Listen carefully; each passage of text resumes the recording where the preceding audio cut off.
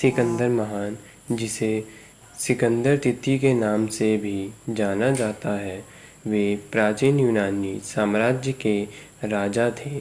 सिकंदर के पिता फिलिप द्वितीय थे और फिलिप द्वितीय ने 336 ईस्वी पूर्व में सिकंदर को सिंहासन पर बैठा दिया था और फिर सिकंदर ने अपने शासन वर्षों को पूरे पश्चिम एशिया से पूर्वोत्तर अफ्रीका में सैन्य अभियानों का संचालन करते हुए बिताया।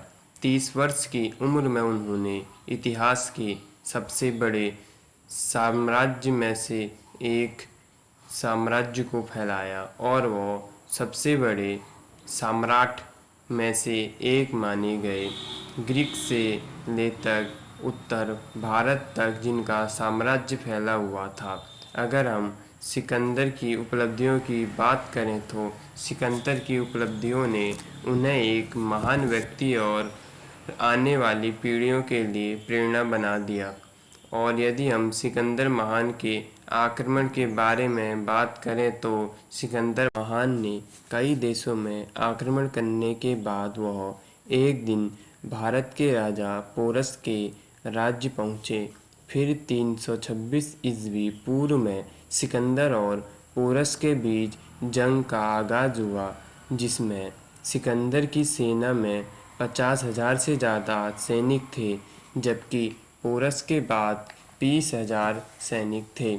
जब दोनों की सेनाएं आमने सामने थी तो सिकंदर ने पोरस के सामने हाथी खड़े कर दिए, जिसे देखकर सिकंदर भी चौंक गया। फिर सिकंदर ने अपनी चतुराई से पोरस को युद्ध में परास्त कर दिया, जिस कारण युद्ध में राजा पोरस की पराजय हुई। पराजय होने के बाद राजा सिकंदर के सामने पोरस को पेश किया गया। फिर सिकंदर ने पोरस से पूछा, बताओ तुम्हारे साथ कैसा सलूक किया जाए।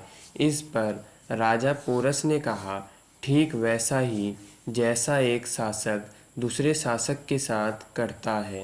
पोरस के यह जवाब सुनकर सिकंदर भी हैरत में पड़ गया।